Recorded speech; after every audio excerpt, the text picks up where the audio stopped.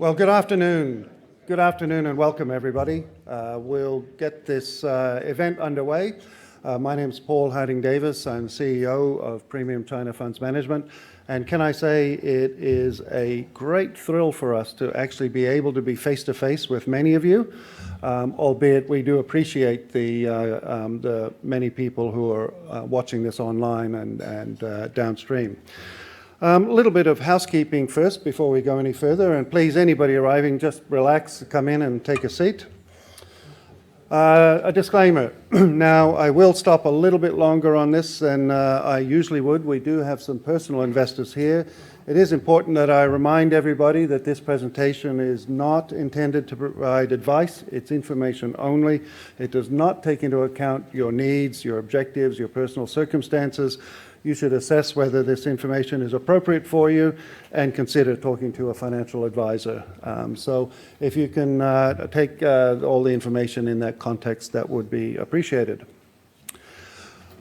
Firstly, let me acknowledge that we are on the land of the Gadigal people of the Eora Nation, and we pay our respects to elders past, present and emerging. And if there are any Indigenous people here today, we pay our respects to you too. Emergency exits, you would have seen them as you came in, but please, there's a fire door there, there's double doors there, there's double doors there, and follow the instructions of the staff. Mobile phones. If I could ask you to please make sure your mobile phone is on silent, but not turned off, and I'll come back to that. You will need your mobile phone today. At your table, there's some information there for you to take away. It's a snapshot of some of the key information that we'll be going through today. If any of you had dietary requirements, vegetarian, vegan, whatever that may be, can you please make sure you draw the attention of one of the wait staff so that they know where to find you. So please make sure that you've done that. And we will only take questions via the phone, digitally, and that's to make sure that people who are out there doing this via a streaming exercise have the same access to questions as all of us here. So, Slido. We'll do live polls and a Q&A session throughout the event on Slido. You can either go to that website or use the QR code that's on your table. That is actually a very easy way to access it. You'll see two tabs, one for questions and one for polls in that if you use the QR code. Okay, so today's program will be a discussion about emerging markets and versus developed markets. I'll be doing that. Jonathan will take us through some of the important characteristics of an Asian equities manager. Renee Hung, Deputy CIO, Portfolio Manager, will be covering off the Asian equities outlook. Jonathan will return and talk about Asian fixed income in all of your clients' portfolios. And the CIO of fixed income, Mr. Gordon, will also then give us a fixed income outlook. After that, Jonathan and I will return to the podium and we'll have the online Q&A, which we hope you will all participate in. So, emerging markets versus developed markets. We think we need to challenge some of the emerging market thinking that's been in place for really quite some time.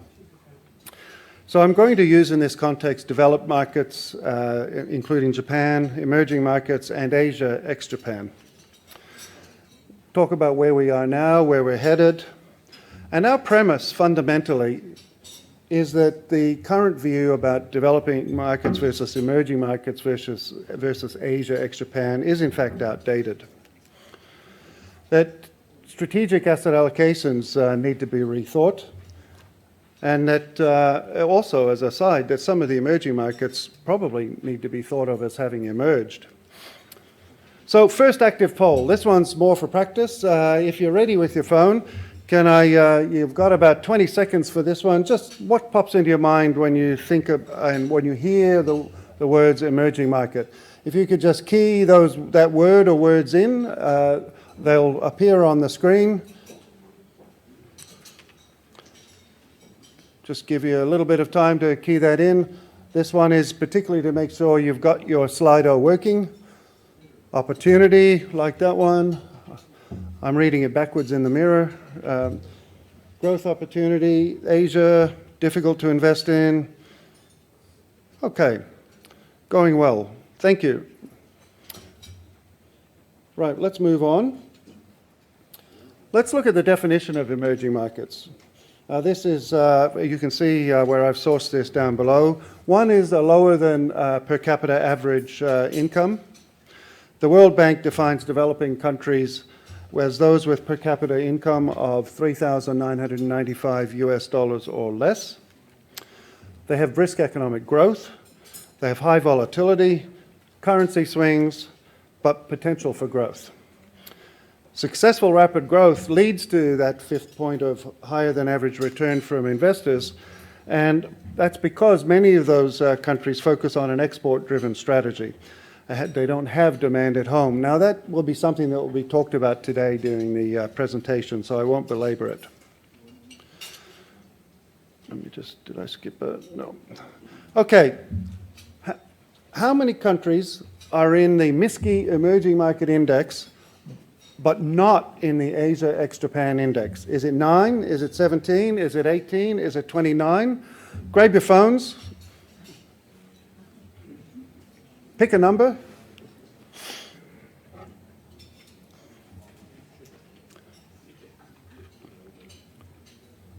Pick a number. How are we going? I'll give you 5 more seconds. And let's have a look at how the answers came out. Okay. Well, and that's still growing. I'll take you to the correct answer. No, I won't. Correct answer is in green, of course. C. There are 18 countries that are not in Asia ex-Japan. Anybody know which country is nearest to some of the emerging market indices? Not the MSCI, it's not in the MSCI, but it's in 5 or 6 of the others. Just announced recently, in about a month to 6 weeks ago. Take a guess, hit the poll.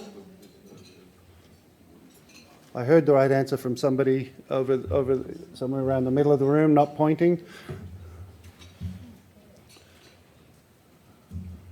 All right. How are we going? Good. That'd be Serbia. What's that? Or I could go forward and tell you that it's Serbia.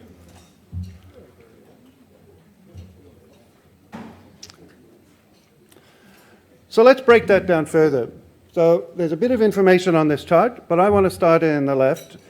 And just before I do, just as a caveat, there are 8 other countries in some of the emerging market indices, but not the MSCI, like Hong Kong and Vietnam, just as for the interest of completeness. But over in that left-hand box, you can see that 75% of the emerging market index is 4 countries: China, Taiwan, Korea, and India. 75%. Really, that's the decision that matters in your allocation, in my view. And I should say this is all sort of research and numbers that I played around with myself. So, commodity speculation, the 14% there: Brazil, South Africa, Russia, Saudi Arabia. I don't think I'd have to argue much to convince you that they have questionable governance in all 4 countries. In fact, I had coffee with a South African this morning, and he was very in line with that. But they're really about commodities, primarily. And that is something like 75% of the non-Asia ex-Japan of the emerging market index. And the rest, not much more than rounding errors. Certainly on average, they're just rounding errors. There's a lot of countries there that don't even show up. So take a slightly deeper dive. Asia ex-Japan, you can see here as a percentage of emerging markets, as a percentage, this is Greater China as a percentage of emerging markets, and as a percentage of Asia ex-Japan. You can see that Greater China, which is China, Taiwan, and Hong Kong, is the bulk of both. And by and large, when you compare EM and Asia ex-Japan countries, except for Hong Kong, there's not much difference between those allocations. So investing in emerging markets is really already an Asia ex-Japan investment, but with some volatile and mostly performance detractors, and if you run the numbers yourself, you will see that. And it's missing some of the strongest global thematic that there is, the enormous rise of the middle class out of poverty all over Asia. The main emerging market powerhouses are, of course, China and India. Together, they represent 35% of the world's labor force and population. In 2018, their combined gross domestic product, about $28.1 trillion, was greater than either the European Union or the United States. And so in any discussion, you really have to keep those, the size of those two in mind. So if you take a historic perspective, we used to have developed markets and emerging markets, with Asia ex-Japan as a niche and a subset of emerging markets. Where we think we've been in the last few years is that Asia ex-Japan has become the dominant part of emerging markets, about 80%, depending on the index. And where we think we are now and going into the future is the West, including Japan, Asia ex-Japan, and the other bits for now are still commodity speculators or frontier markets. Now, obviously, there are interesting conversations about frontier markets, but that's for another day. We think this is already the case. The fundamentals and the thematics mean that it has at least a decade of continuity around that theme. So what that means from our point of view is that DM versus EM is obsolete. We believe you should think Asia. But if you want what emerging markets has that is different to Asia ex-Japan, which is commodities, I would recommend you get a resources or a commodity specialist for that allocation and do it better than just a general holding in an emerging markets. So that's my thesis, and now it gives me great pleasure to hand over to Jonathan Wu, our Chief Investment Specialist and Executive Director, who'll talk about Asian equities in your portfolio. Jonathan, welcome.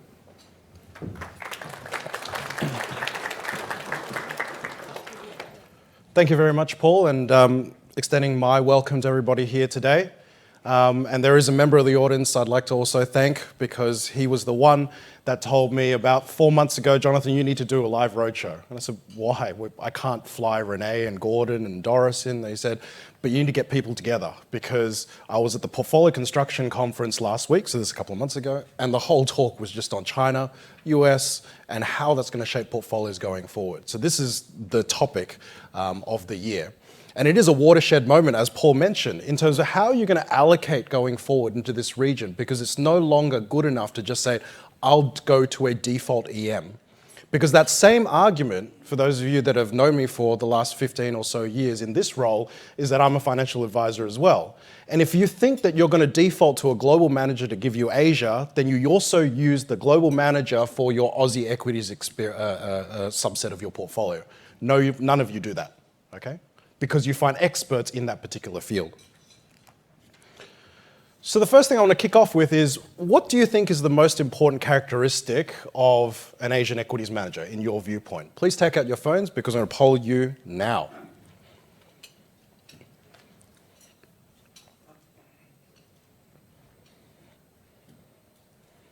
There is no wrong answer.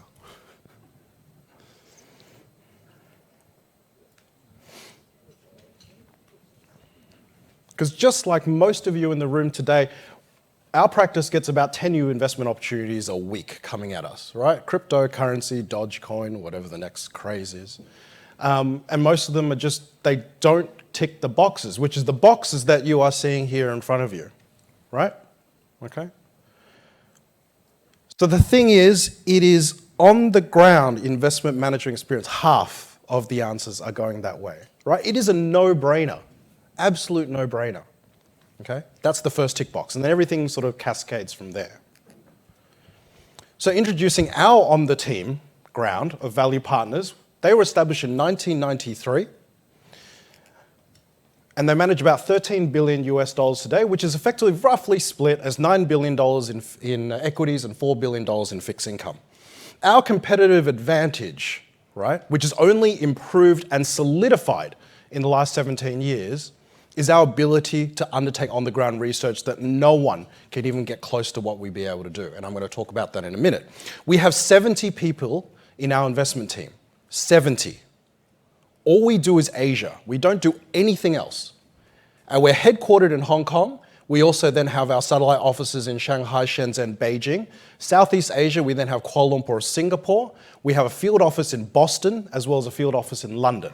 So we're covered, right?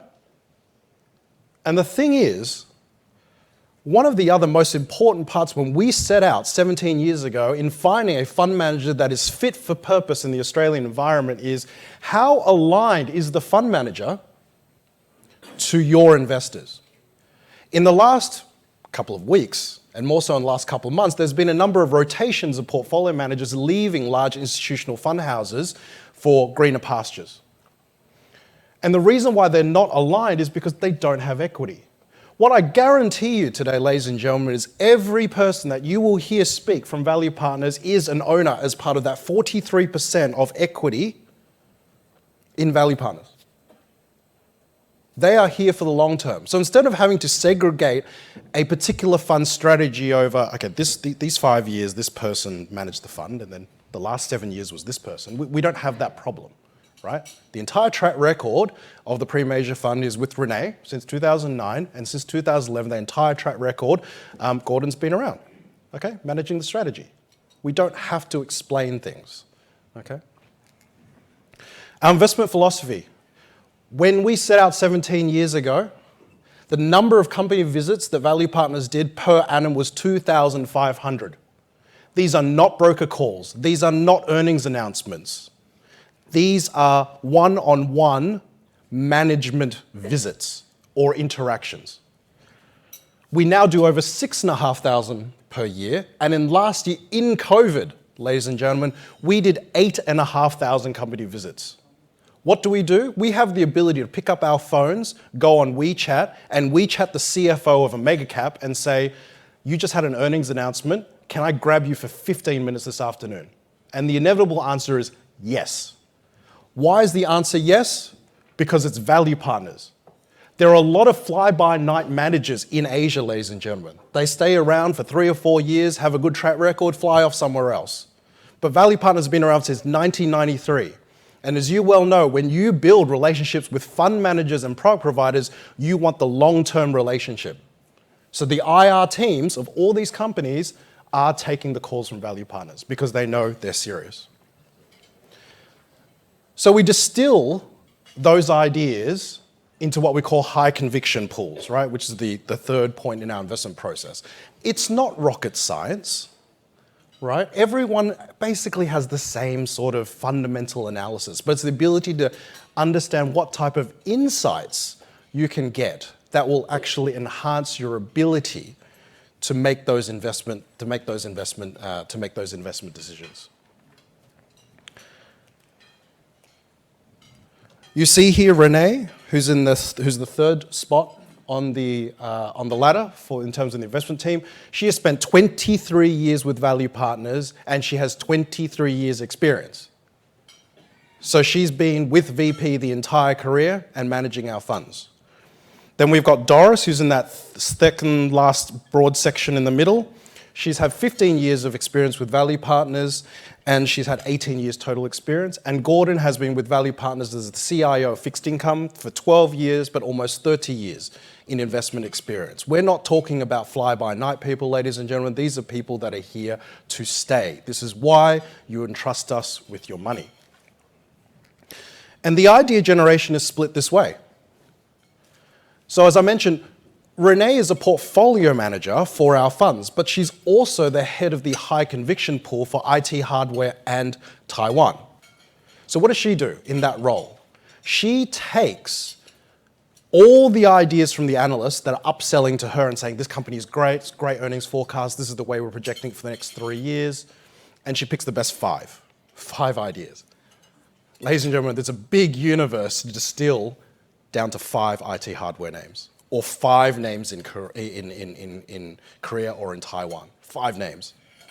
And each portfolio manager then has to spend half and build half of their portfolio out of these names. That's how we ensure alignment and consistency of application into each individual portfolios.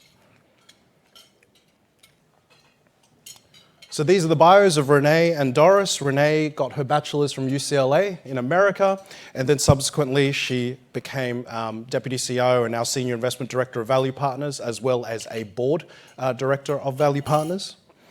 And then furthermore, Doris has a bachelor's degree in Economics and Finance from the University of Hong Kong, and she will speak to you guys very shortly. One bit of housekeeping. We seek your assistance. For those of you that have been at our roadshows previously, you will receive the digital feedback form. After today, we ask for your assistance to help us get back onto BT Panorama.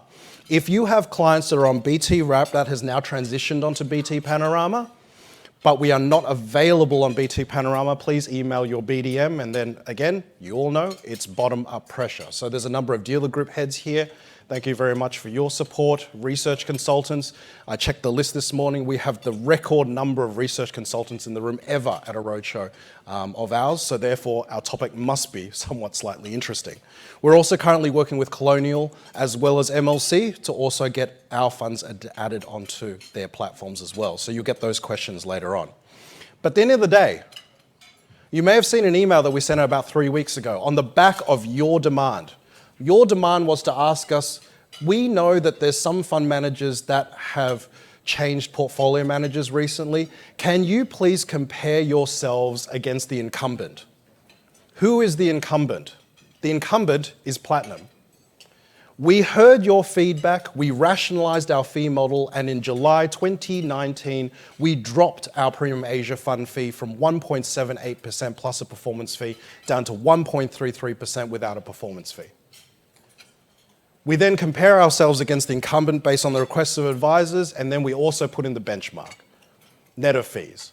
And then advisors go, that's great, Jonathan, you're a fund manager, you're a marketing guy, you're great at making charts, and you always make one look really, really pretty. So how about you do a line-by-line analysis of every single year you've been in existence, and then compare yourselves against the incumbent. Out of the 11 periods that you see here, ladies and gentlemen, we outperformed the incumbent 7 out of the 11 times. And that is with a fee base that is significantly higher than theirs in the first 9 years of life in this strategy. We've dropped our fees and still give you the performance that you're after. We have all the research to back it. I know some of the people here in the room that do the research. Thank you very much for those ratings. But performance is great, isn't it? What about risk? How much risk are we taking on behalf of your clients to actually achieve the performance that we desire? Because everyone can tell you how great they are with the company relationships. People can tell you how great they are with company visits, but nothing really matters until you achieve a risk-adjusted return that's perfectly balanced. Our Sharpe ratio and information ratios against our peer median, this is just pure data out of the research houses, on every single time period we outperform. Every single time period without fail. If I then put that in a better visualized sense, and for those of you that are not familiar with these two ratios, the Sharpe ratio effectively compares our performance against the risk-free rate divided by standard deviation or volatility, which effectively means, are we taking on extra risk to achieve extra return? Well, we're not, and not by a long shot. But you know what? This chart doesn't show what's interesting. The information ratio is more interesting because you are comparing against the benchmark. Can you take less risk than the benchmark and still achieve a superior return? Over 5 and 7 years, our peers, on a median basis, have managed to underperform the benchmark while taking on more risk. That's a challenge. That is a massive challenge. This then also reiterates the power and the importance of active management and the right active management to achieve the risk-adjusted returns to meet your clients' goals and objectives. This is the Premium China Fund. Since inception, there's a line chart against MSCI, and there's the comparators there from 1 month all the way through to inception. Since inception, through the 17 long, hard years we have been doing this. When we launched, people couldn't spell China. Everyone can spell China now, maybe for the wrong reasons. And we have outperformed the benchmark by 181 basis points net of fees since inception. Okay, net of fees. So ladies and gentlemen, the other key thing that I want you to take away before I pass over to Renee is we have always heard advisors say, my clients are in pension phase. They don't have appetite for growth assets. How's that faring today?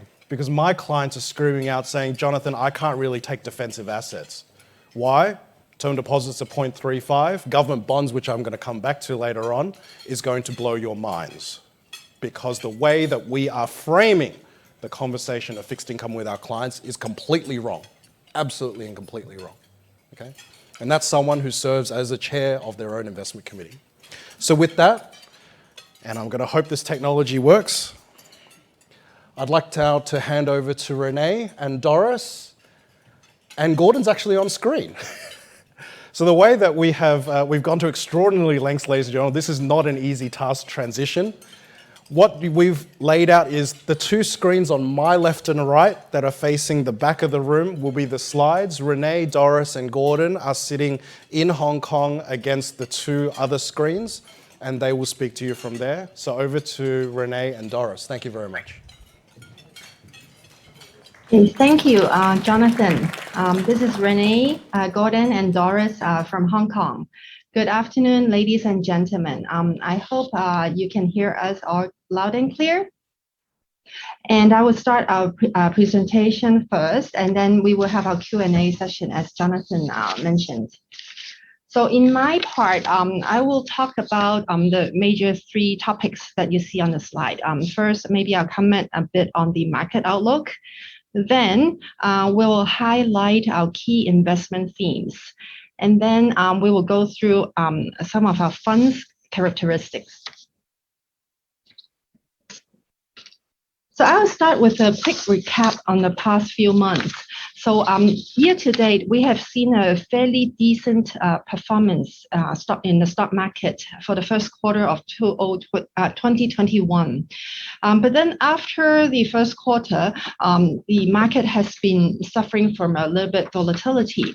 And with hindsight, I think it's safe to conclude that earnings recovery has been strong and decent in this part of the world after the COVID in third quarter 2020. And then people began to pay attention to the inflation scare. So as you can see from these two graphs, inflation expectations has been spiking up since the late 2020. And as a result, bond yield also has been trending up a bit. These two are the key factors to explain for the recent market volatility.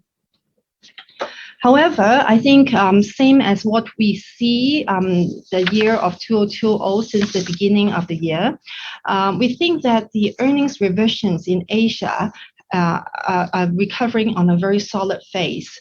In this chart, you can see that after a very challenging second quarter due to the COVID in this part of the world, earnings has been recovered fairly steadily. And recent months, we have seen very stabilized situation in the Asia earnings picture. So I would say that 2021 is a year of normalization. Here we have provided you with a snapshot of some of the forecasts on the GDP growth in the key Asian countries. As you can see, we are all expecting a decent recovery in terms of GDP growth and earnings growth, despite we do see sometimes here and there some spike of COVID cases, for example, in Taiwan, Malaysia, or India. But having said that, I think China, which is a key component of the MSCI Asia, ex-Japan, or maybe MSCI China, continue to contain the COVID fairly safely. Another point that I want to highlight is that versus 2020, 2021 is a year of more balanced growth contributed by both new economy and old economy stocks. As you can see from this chart, you see that we have broken down the earnings growth of MSCI China of 19% according to sectors.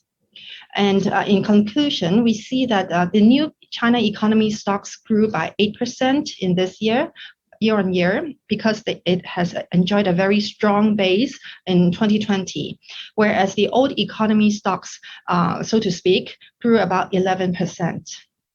So I think for this year, our portfolio also has become more balanced compared to last year.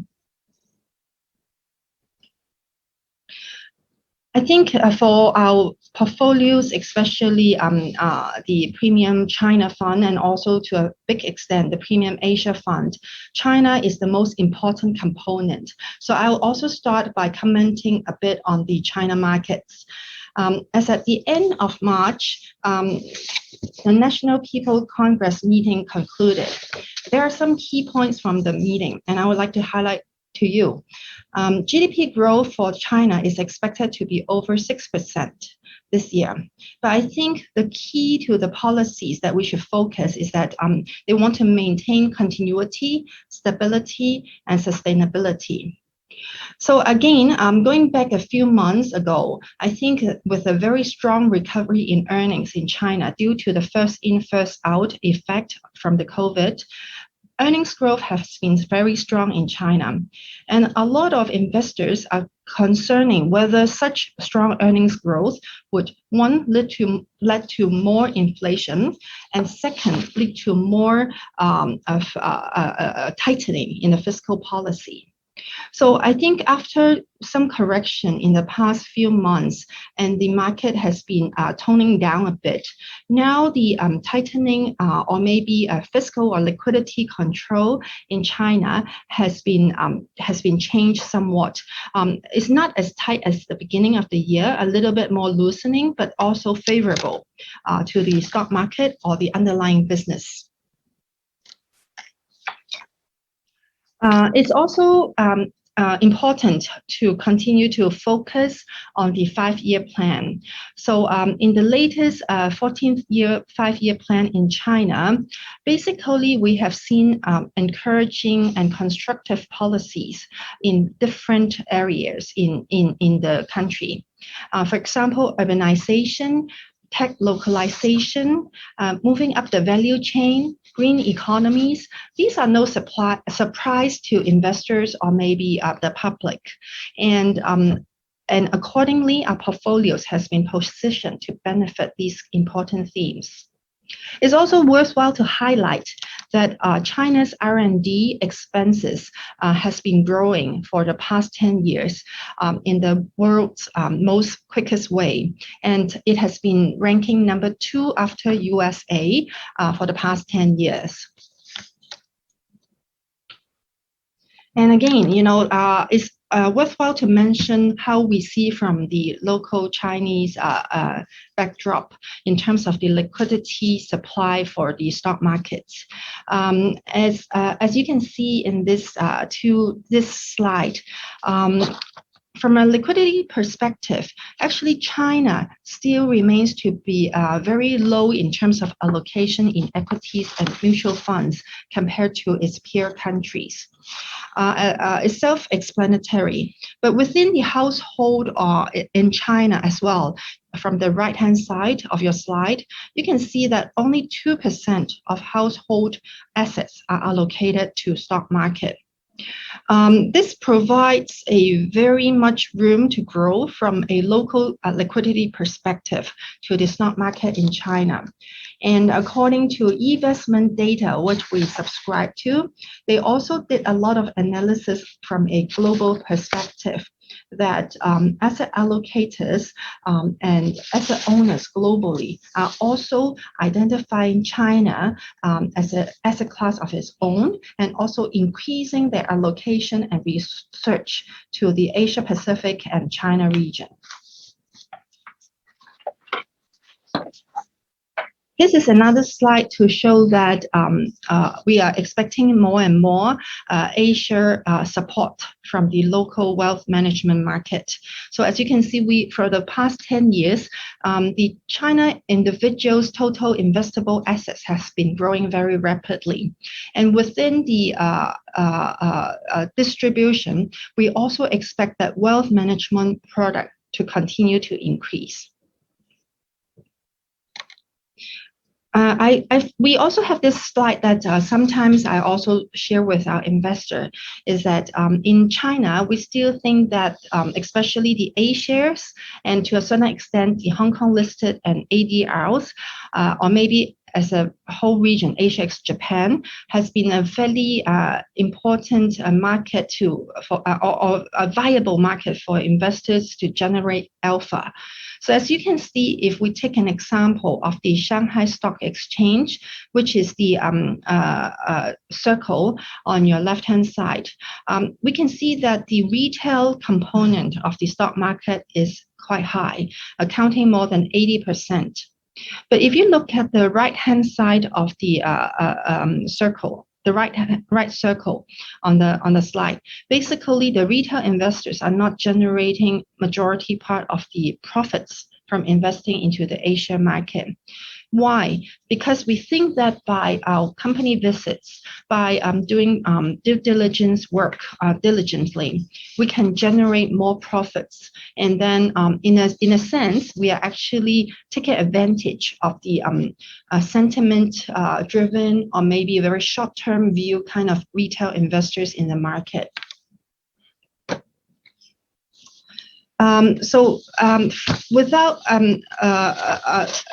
When we talk about Asia ex Japan, I think also we have to go through other countries. For example, Taiwan is a very key and one of the highest positive contributor in the region year to date. So Taiwan is a country that is very export oriented, and over the past 30, 40 years of development, Taiwan has a very prominent niche in the semiconductor supply chain. And this is where we see a lot of opportunities from too. And Taiwan has been very solid because from after the COVID started last year, we have seen a spike in work from home derived demand on a various range of electronic products. So Taiwan is the key beneficiary.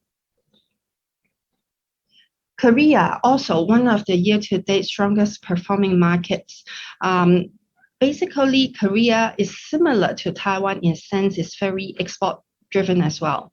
But in Korea, we try to invest in two major themes, slightly different from Taiwan. One is Samsung Electronics, which is a leader for the memory products. The others are selective names, which is appeared in the top 10 of the list that can be related to domestic consumption or maybe online wealth management or online trading platforms. But again, Korea's economy has been recovery on a fairly decent track, and we do expect that it will continue. The two most challenging countries in Asia ex Japan will be in India and also ASEAN. For some of you, some of the investors that you are familiar with our product, you know that we have been quite an underweight in India and ASEAN. In this kind of challenge that we are facing during the COVID period, these two regions remain to be very challenged. India, I'm sure you are aware of the headline news. ASEAN is no better. So fundamentally, we are still very underweight on these two regions. And we will continue to monitor, but as expected, we don't have too much representation in the portfolio. So it's a very quick update on the macro outlook and to share with you our view.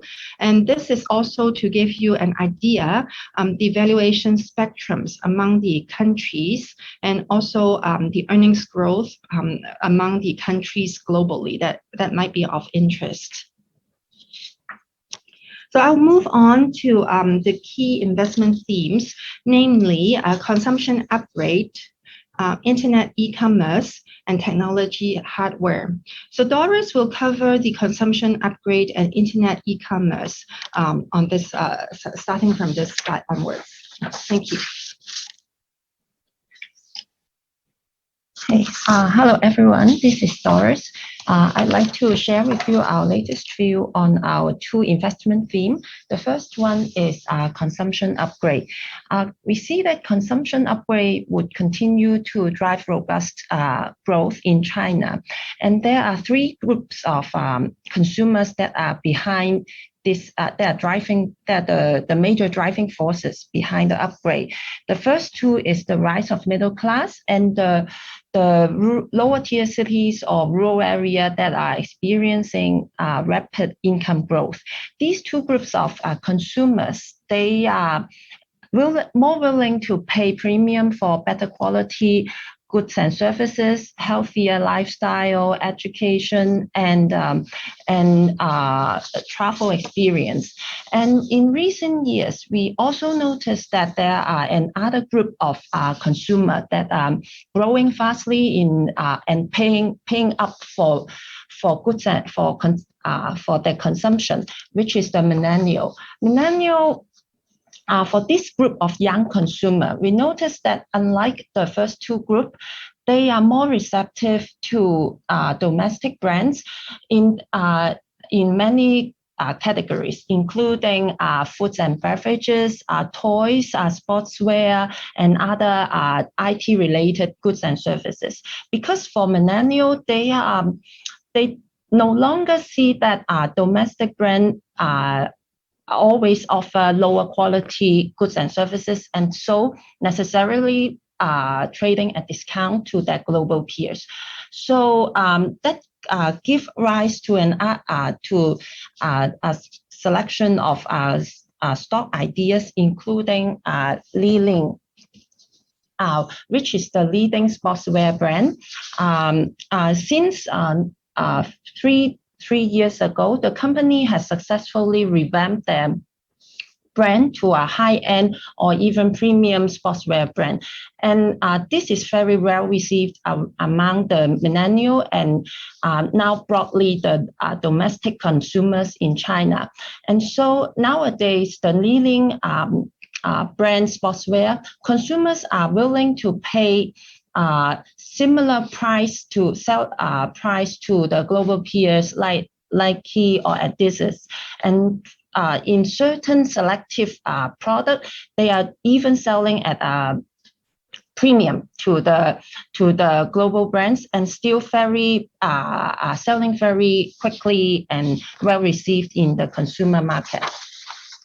And other stock core holdings for us in this theme is China Tourism Group Duty-Free Services Corporation.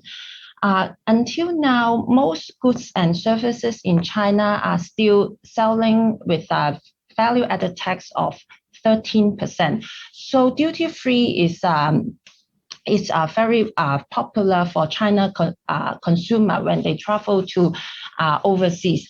But nowadays, given the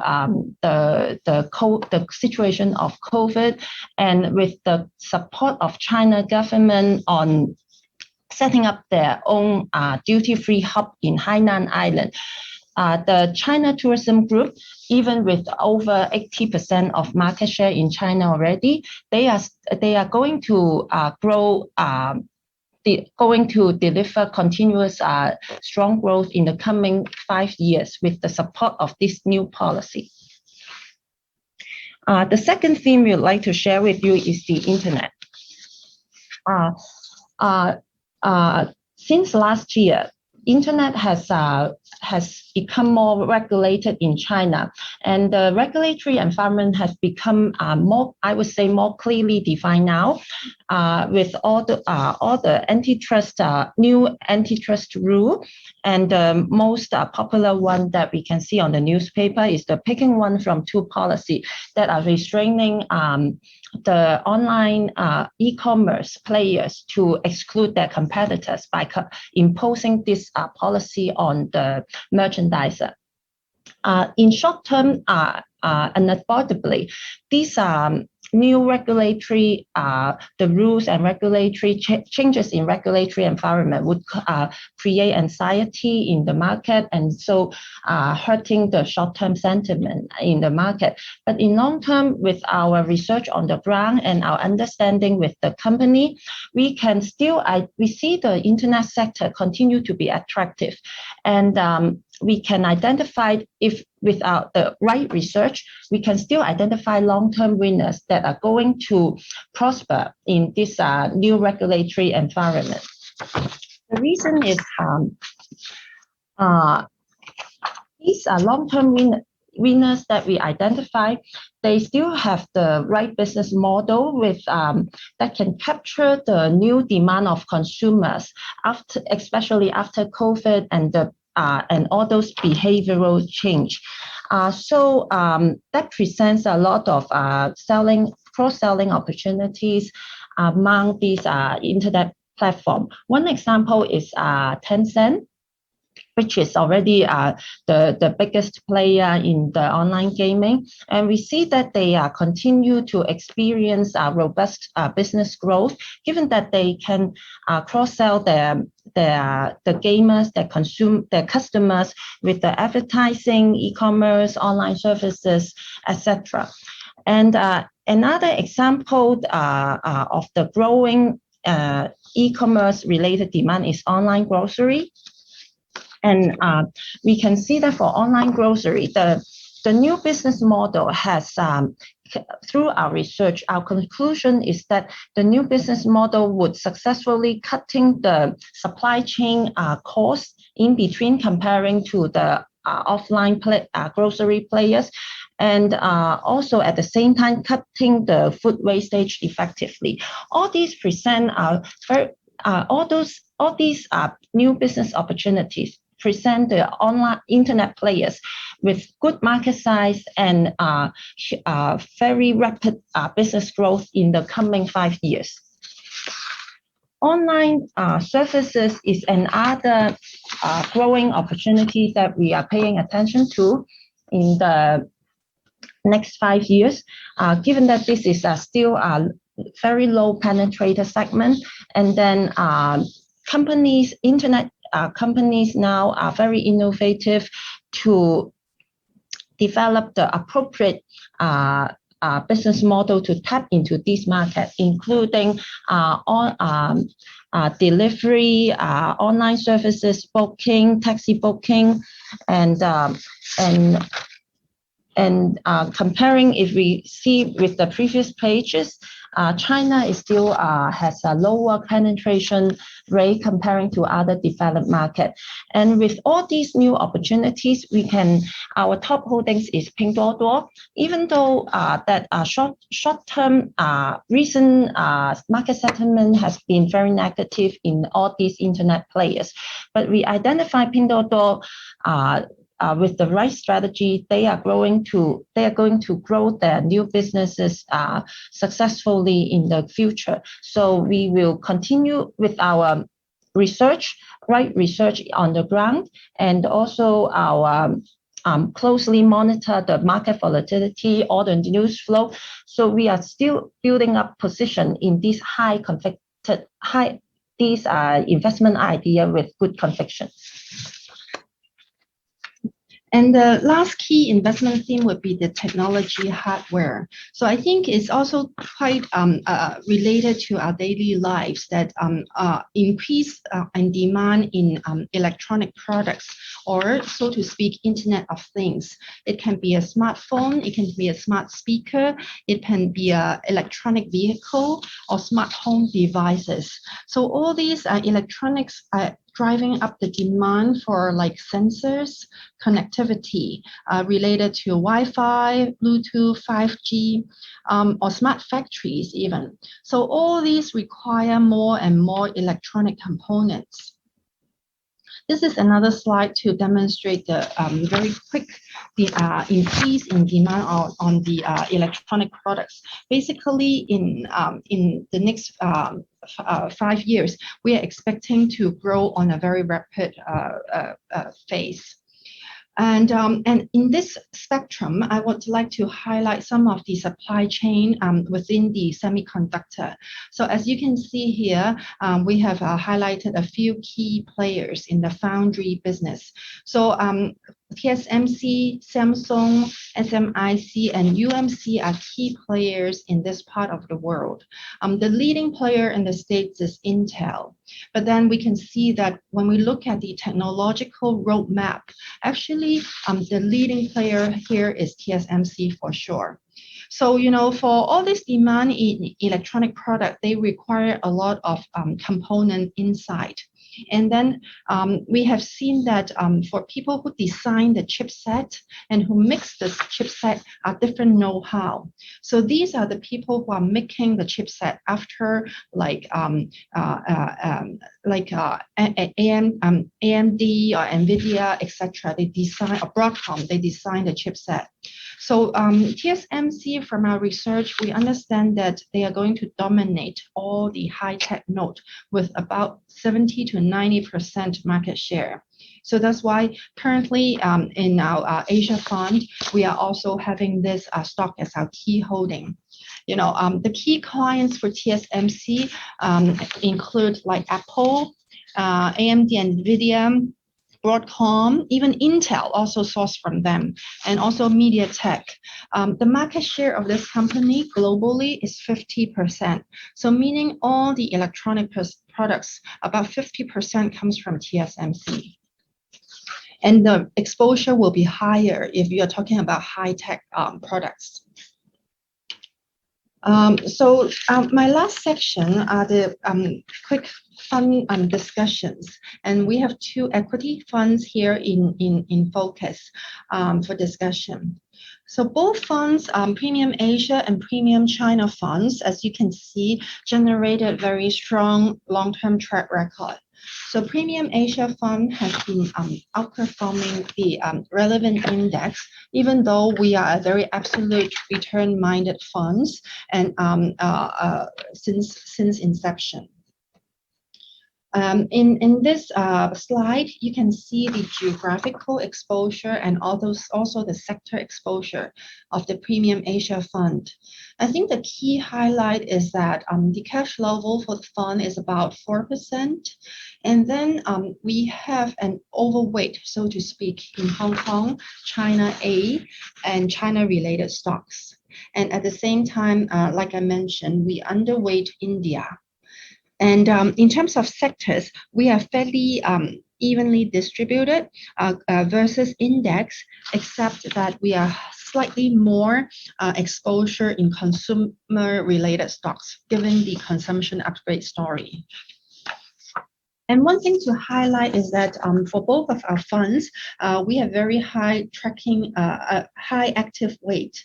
This is demonstrated that we are very bottom-up driven and rely on our own research instead of being very benchmark hugging. Tracking error continues to be contained in about mid-single digit. So these are some of our top 10 names. For Premium China Fund, again, we highlighted a very strong short, medium, and long-term track record. And we also have a lower than index standard deviation. It highlights again here our geographical exposure and sector exposure.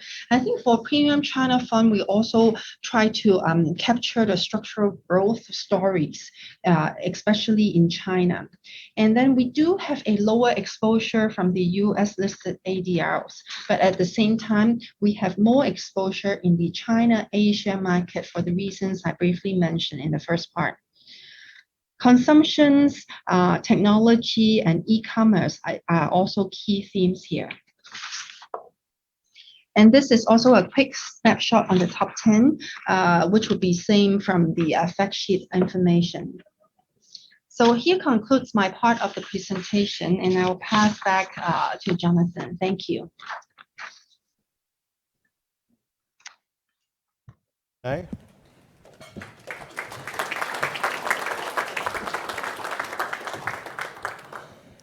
Okay, we're going to change tone and we're going to move on to fixed income. So I've been monitoring the Q&A section just then. There's not a lot of questions, so please, we have put in the system for a reason. Please go ahead and load up your questions. So fixed income, as I said before, what I'm about to explain to you will blow your mind, not because of what we have to offer, but the way that we have been fundamentally positioning fixed income with our clients is flawed, is fundamentally flawed. Now, what is very unique about the situation, though, is that I don't find this problem in New Zealand. And for the last 10 years, it's been very interesting. In New Zealand, they get what we do, much more than Australia. And I scratch my head and go, why? And I've distilled it to one thing, franking credits. They don't have franking credits over there. And the way they get taxed is very, very different as well. So therefore, over there, they much more understand things like duration risk, interest rate movements, impacts on portfolios and things like that. Now, to give you the context of what I'm about to present to you is the key question of why you should have Asian fixed income in your clients' portfolios. And we'll talk about two things. One, credit research agencies. And number two is, should we be buying bonds now? Now being we're in a zero interest rate environment. Our clients do not want defensive assets. They go, shares have been going so well since after COVID. It's only going to extrapolate from there, right? So with that in mind, I want to share with you this quick video, and then we're going to poll the audience. Point partners. How can Standard & Poor's help you? Well, we don't understand why the ratings agencies haven't downgraded subprime bonds since the underlying loans are clearly deteriorating. Well, the delinquency rates do have people worried, but they're actually within our models. So, Says you. you're convinced the underlying mortgages in these bonds are solid loans? That is our opinion, Oh, yes. crack the tape. Have you looked at the loan level data?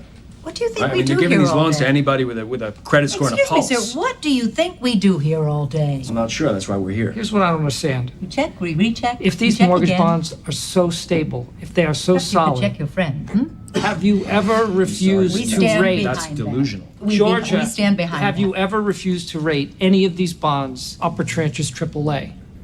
Can we see the paperwork on those deals? Oh, I'm under no obligation to share that information with you, Just whoever you answer might the be. question, Georgia. Can you name one time in the past year where you checked the tape and you didn't give the banks the AAA percentage they wanted? If we don't give them the ratings, they'll go to Moody's, right down the block. If we don't work with them, they will go to our competitors. Not our fault, simply the way the world works. Holy shit. Yes, now you see. So here's my question. Let's call it a slightly loaded question. Which of the following fixed income credit rating agencies do you trust the most?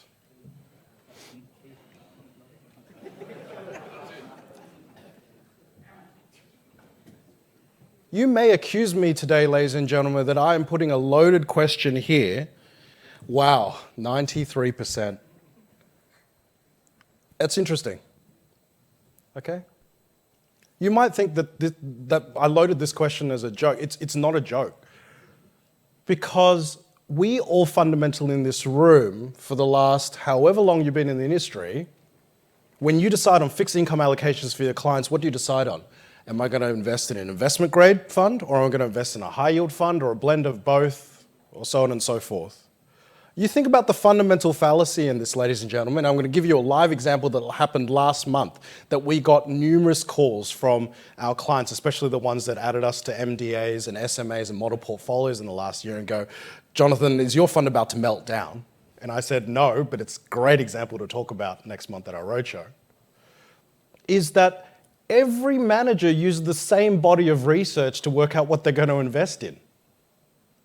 Imagine if that's what happened with equities. That we all trust this one source of truth or three sources of truth to decide what we're going to invest in and what's safe and what's dangerous. Because has anyone seen this recently? This is the article that triggered every one of our largest clients to call and say, Jonathan, is your Asia income fund about to melt down? For those of you that have never heard of China Huarong Asset Management Company, otherwise known as Huarong AMC, they were founded post the Asian financial crisis in 1997 and 98, about 50% owned by the Ministry of Finance, 20% owned by the State Administrative Council, which is the highest administration body as part of the China central government. And they were there to basically clear out bad debts for China's SOEs. House them in an asset management company, listed offshore, and we're going to be all good. SOE. State-backed. So then the next question is, we're going to take a quick shortcut way of assuming that because it's state-backed, it's got a state guarantee. Therefore, because it's got a state guarantee, it won't collapse. Well, in March, and then following into April, they failed to lodge their annual accounts because they're a Hong Kong listed entity. Then the auditor failed to release the audit report pending a transaction that's about to occur. China Huarong had three bonds in the market. A perpetual bond paying 4.5%, a US dollar bond paying 3.375, paying back principal in about a year's time, and then another one paying in about 4 years' time, paying 5%. How on earth do investment grade bonds fall half in market value a month ago? Think back 15 months ago.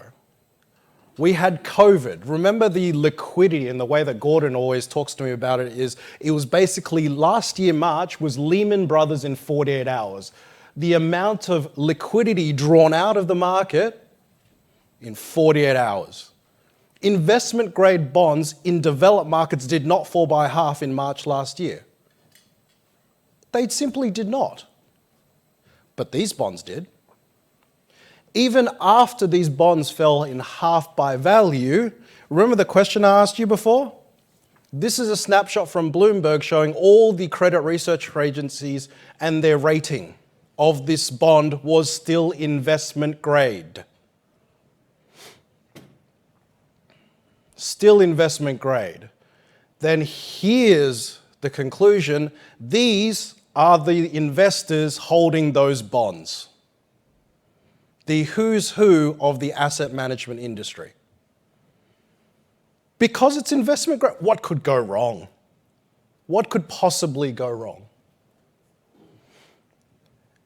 These three slides fundamentally shape the way we manage fixed income, because these research ratings to us is worth less than a grain of salt for our purposes. Because it adds no value. And in actual fact, we believe it creates systemic risk in what we're trying to achieve for your clients. So that's point one. Point two, should you be buying bonds now given the fact interest rates are at zero? We all here understand the basic premise that if interest rates go down, bond prices go up. If interest rates go up, which they inevitably at some time, maybe before I retire, they go up, bond prices will go down.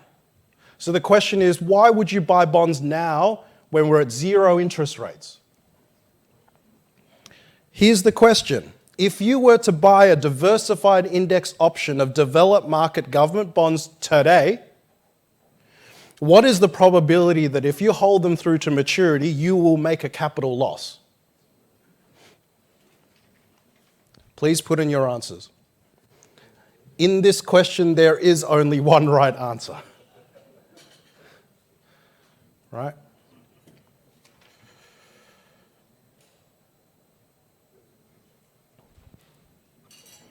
Thank you. The majority of the audience speaks the truth. If you answered anything other than, it's interesting when I show the right answer, it happens, I've gone to other fund manager presentations and all the other lines start to shrink really quickly. Anyhow, so for those of you that didn't answer 100%, if you take nothing else from today's roadshow, listen to the next 60 seconds. Here are 3 investment options for you. Australian government bonds, index, international government bonds, index, and our fund. So you're presenting to your clients today that will get you this cash yield. So Mr. and Mrs. Joe Bloggs, you've got a whole lot of cash sitting in term deposits. What can we do for you? We'll buy you bonds. Bonds safe as houses. All good, all good. Cash yields right there. But have you told them they're about to lose money on the capital? So you're just selling them the pipe dream. The pipe dream is I can get you better than 0.35% in a term deposit, and 0 is cash, at 277 basis points buying Australian bonds. Have you told them over the next 6.8 years, every year you will lose 1.5%? Put it in a different way. Mr. and Mrs. Joe Bloggs, here's some Australian bonds for you. You pay $112. We'll park it there for 7 years. 7 years' time, I guarantee you, assuming Scott Morrison doesn't do anything else to the economy, that we'll get you $100 back on your $112 investment. Good deal, right? But that's okay. In the meantime, we'll deal with it. And it's still, the yield to maturity is better than a term deposit rate, right? This is the fundamental point. Has this been the way you've positioned fixed income for clients? Because then you have to explain to them that the growth asset proportion of your portfolio is going to more than make up the capital loss that your clients will have to endure every year until maturity. We are not saying investing in bonds is easy. And recently, a couple of our longer-term clients in Melbourne called me up and said, Jonathan, your portfolio doesn't look that great now. You're making 4 basis points of capital gain a year. I remember last April, you were making 800 basis points of capital gain per annum. But that's because there was COVID, right? We're past that COVID event now. Things have normalized. We've actually decided to de-risk our portfolio to only get 7%. Let me make that really clear. So our family has $7 million in this fund. I don't know about you, but we're not here to risk $7 million of family capital because we want to invest in high-risk bonds. Gordon's heard our feedback and said, if we're in an environment that's rather uncertain going forward, can we find a way of de-risking the portfolio? Yes, we can. Let's de-risk it from about 7.5% to 8% in cash yield down to about 7%. Let's buy some more investment-grade bonds. Let's blend the portfolio a bit better. We'll conservatively get you 7%, and we'll still get your 6% distribution annually. Because this is not going away. This is the distribution chart of yields of what is available globally. And if you add up the blue, yellow, green, and orange, that's over 90% of the market. And the 90% of the market is paying less than 3% in income. Less than 3%. That is pre-fee, ladies and gentlemen, pre-fee. What are we going to explain to our clients going forward? Then furthermore, we said, okay, guys, let's go with a blank sheet of paper. How do we find a diversified set of bonds to build up a portfolio to ensure that we don't expose our clients to excessive levels of risk? We only buy senior unsecured debt. Senior unsecured debt. If you have ever bought a hybrid for a client, buying our fund is less risk than the hybrid. Just because you and or your client knows the name of the company that's issuing the hybrid doesn't mean it's low risk. In the adverse way, just because you have not heard of a company doesn't mean it's a high-risk bond. Don't be fooled by a name. A name doesn't derive returns. So our fixed income team manages about $4 billion US, headed by Gordon. And what you'll notice, and the only thing I'll highlight, is the furthest right-hand side is Alvin So. He's a deal lawyer. How many of us really want a lawyer on our investment team? No offense to the lawyers in the room. My dad has a law degree, so I can say this. So The point here is that Alvin trawls through all the contracts to make sure we're not getting stuck in something that we can't get out of, right? This is not a private debt fund, though. Let's be very, very clear. This is, right, a lawyer that is looking through all the nitty-gritty for us, something you never see in a fixed income fund, never. We're on all the new generation platforms, as you can see here. If it's not on a platform that you use, please reach out. Again, it's via the feedback forms. But this is what you're here to see. We have now 39 observable quarters of distribution since the inception of this fund 10 years ago. We have never, ever failed to pay less than 1.5% per quarter. Never, ever. And what you find is at the end of each financial year, there's usually a bullet because there's all these accrued capital gains from the portfolios that we're buying into. And what you see there is that in the financial year just passed, we paid 6% distribution and so on and so forth. So we set out to say, we'll pay you 6% cash in hand for your clients. How many investments do you have today that pays you 6% cash in hand with clients with a low volatility? The volatility of this strategy is around 500 basis points. That's it, 500 basis points. This is us against the universe. When we go and survey our advisor clients and say, what do you guys use? This is what you say.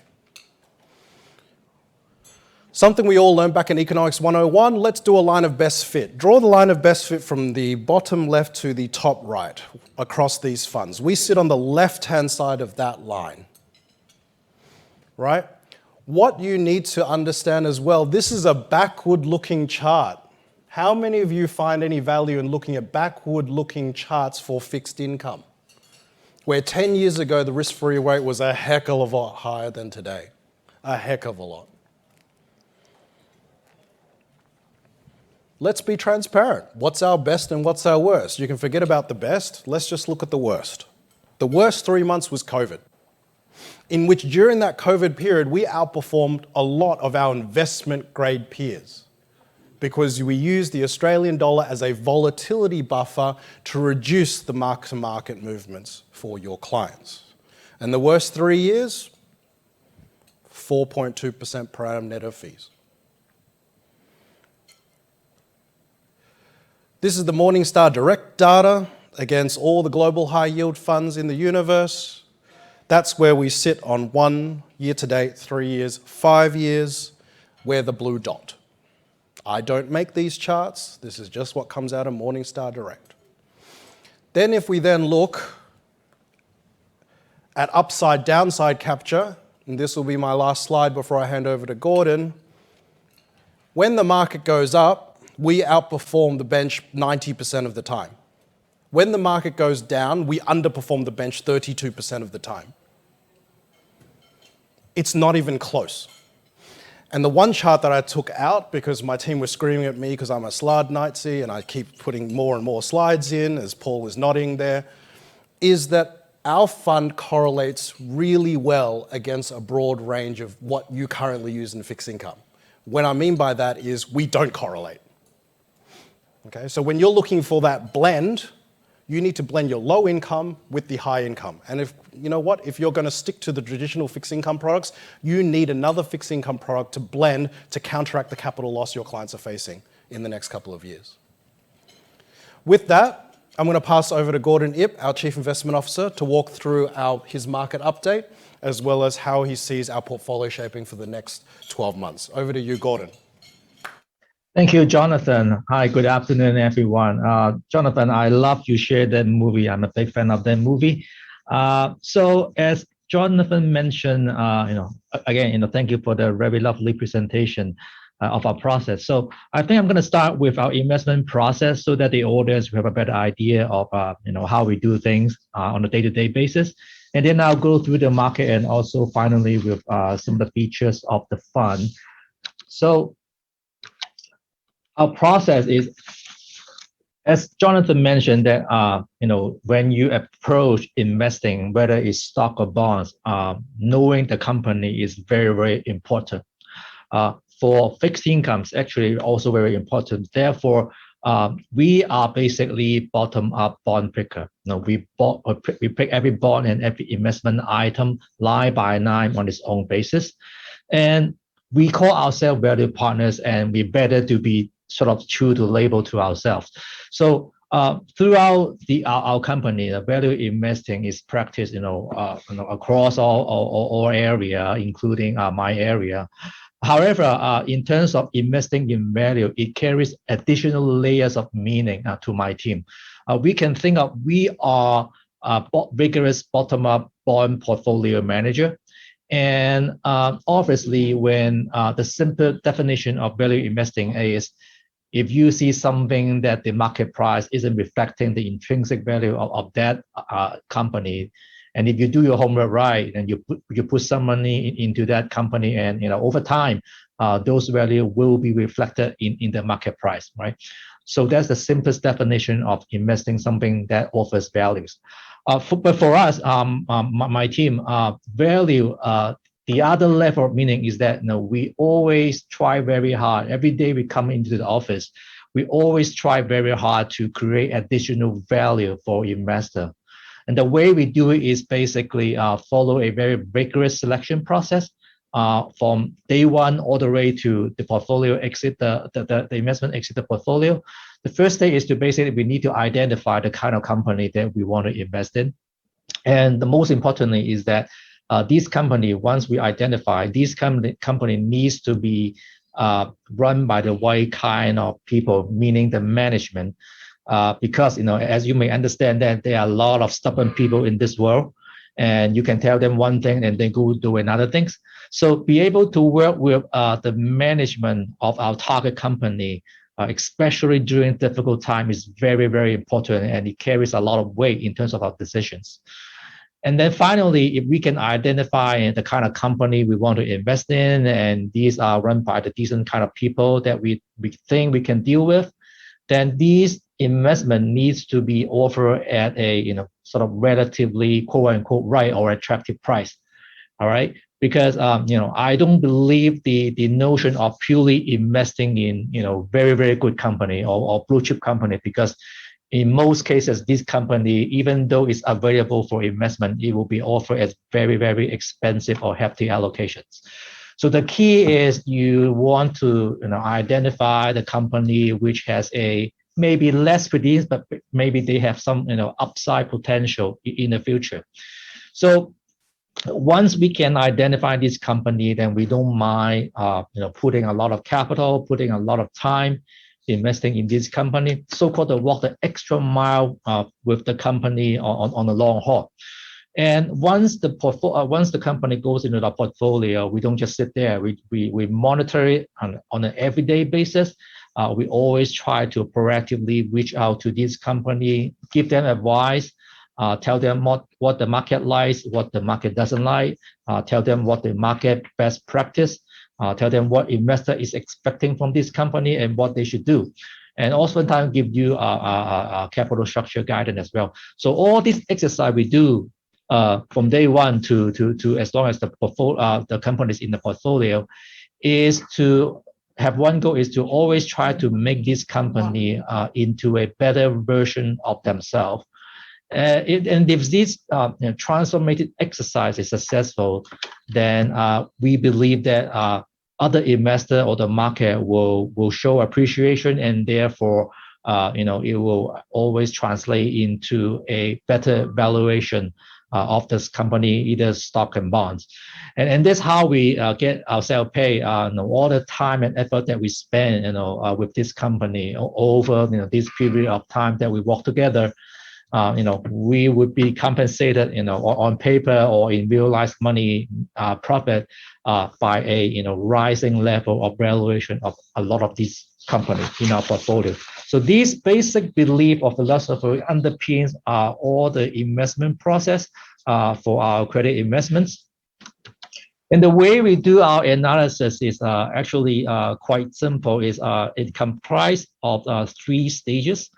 Stage number 1 is actually really, really simple to understand. It's basically based on numbers. Okay, if you have an Excel spreadsheet, you have a Bloomberg or Reuters, you can download a lot of numbers about this company. Now, these number reflects how the company has historically performed.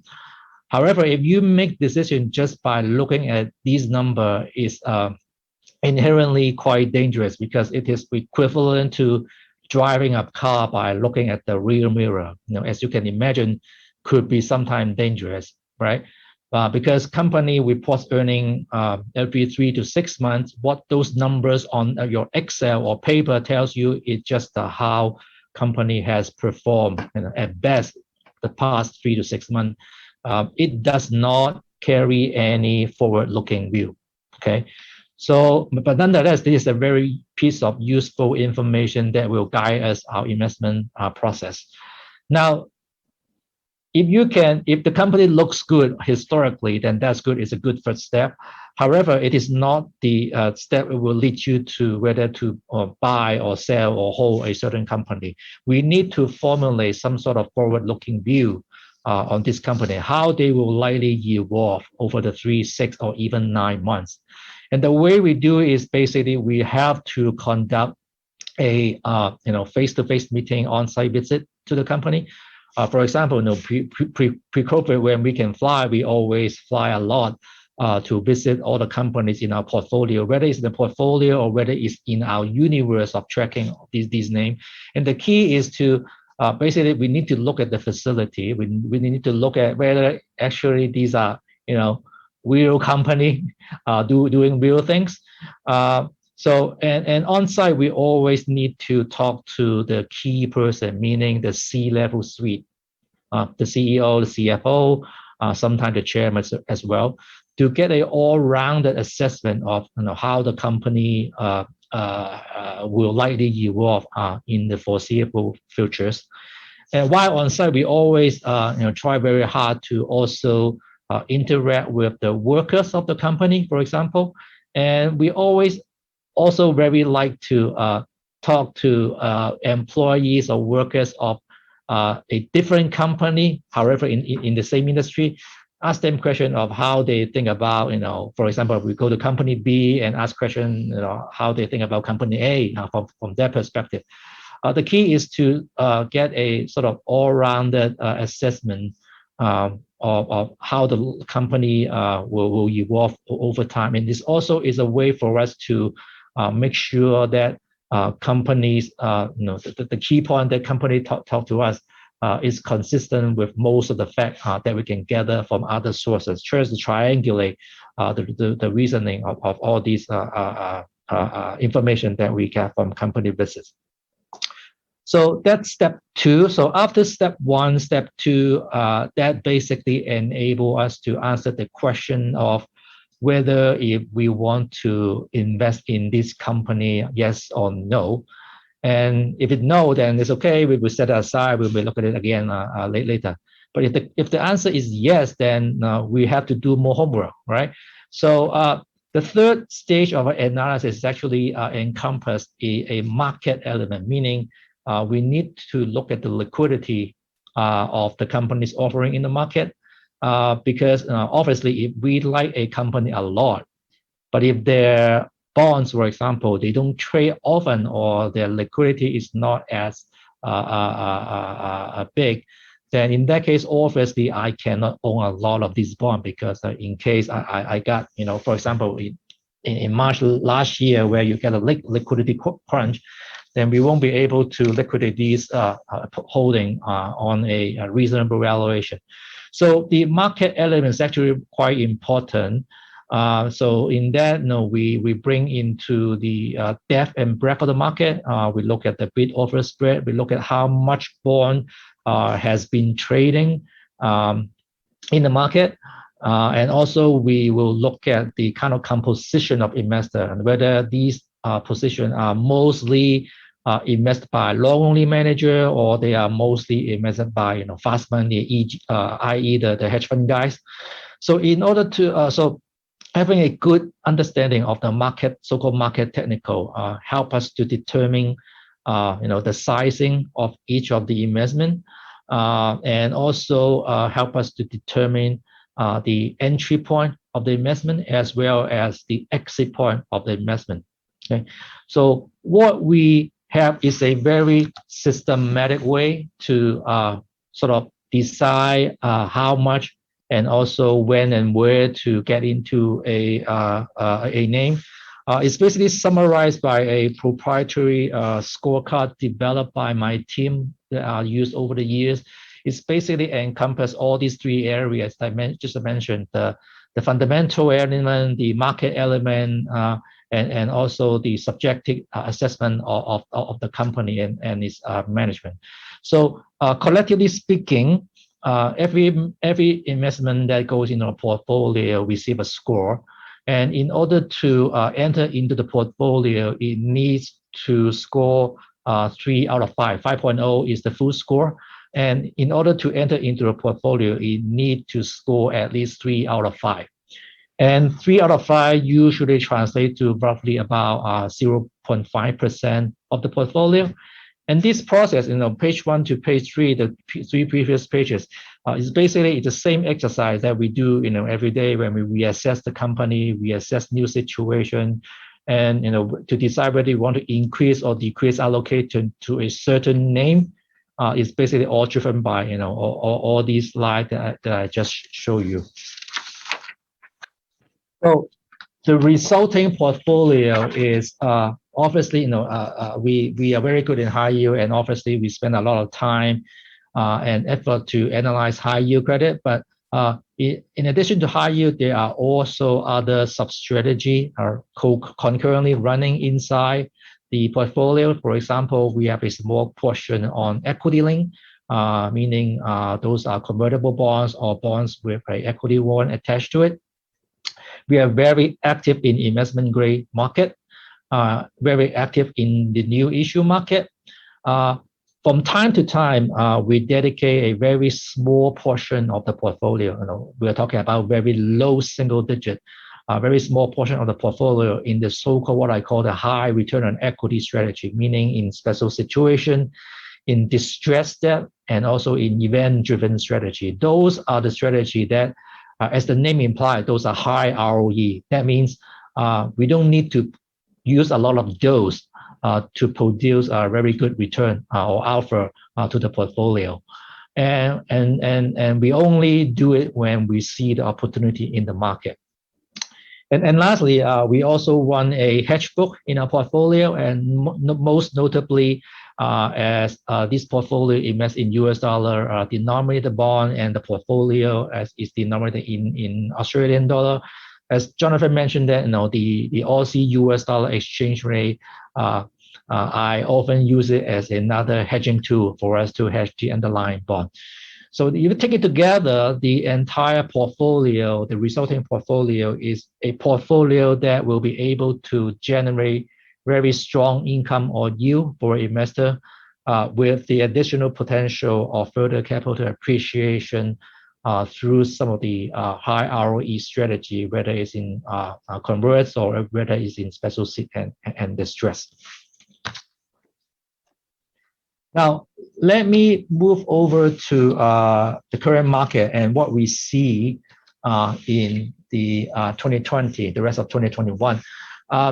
Obviously, front and foremost is the vaccine and pandemic situation. The vaccine outlook matters a lot in our global growth. The pandemic situation comes and go. It goes through peak and trough, across a lot of nations. But I think in general, it is progressing in the pandemic situation has increasingly gotten in control. So therefore, the efficacy of the vaccine and also watch out for new development, especially the new variant of the virus, is very important, because it will have a great implication to the pace and trajectory of the global recovery or growth story.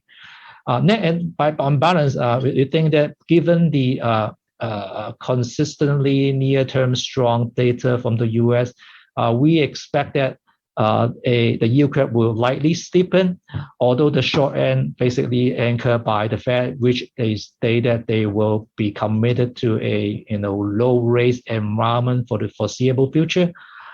basically just to make sure the economy is strong enough to sustain a 2% inflation target. However, if you move out from the short end and graduate to the medium to the long end, investors to expect yield will steadily climb, meaning as a result, the yield curve will gradually become steeper and steeper over time, which has already seen in the current market recently. With that, that means one has to think about when Fed is going to hike rate, and also when they will start talking about tapering. Okay. Actually, the tapering and rate hike talk has intensified recently. So therefore, the yield curve has already moved along with this topic. And lastly, it's very obvious right now that on the post-pandemic global world, China has stand out to be quite strong in the recovery and also have been quite successful in containing the virus. On the backdrop of this strong recovery and growth, we noticed that on the credit side, meaning that the credit, the liquidity in China has been tightening by the government. This is a reason of years of overexpending in the previous generation of leader, where they released a lot of liquidity to the economy. The new generation of leader realized that too much money, too much liquidity may not be a good thing as a whole to the company, because it encourages speculative behavior. So therefore, after the pandemic settled down, the government will restart their credit sort of tightening cycle. Basically, they need this company to be more mindful on their balance sheet, basically look at the book. And also the Huarong situation is another example where although the government, they have a lot of power and means to help a company, it is up to their decision whether to help or not. And from what we think is that the Huarong situation is one way the government trying to tell investor that, okay, don't rely on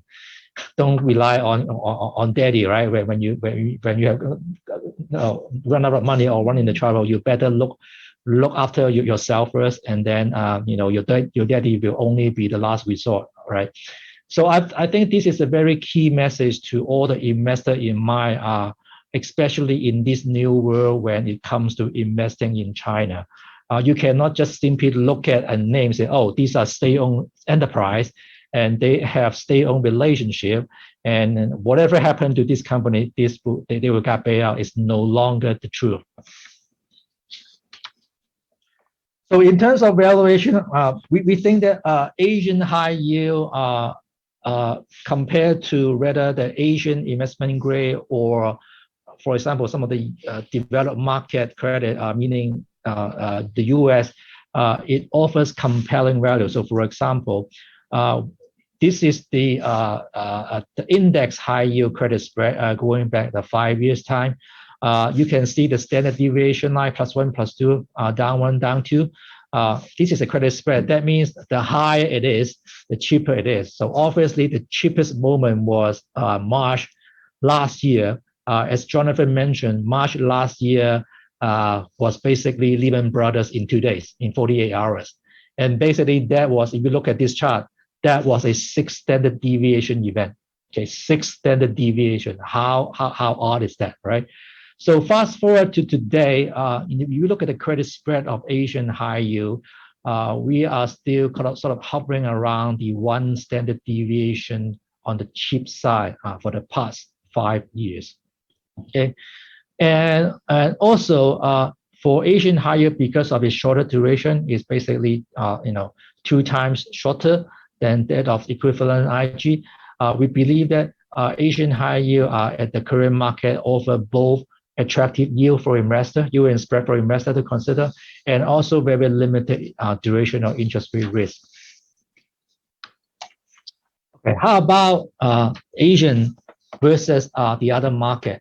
As I mentioned, the Asian high yield is very attractive versus the IG.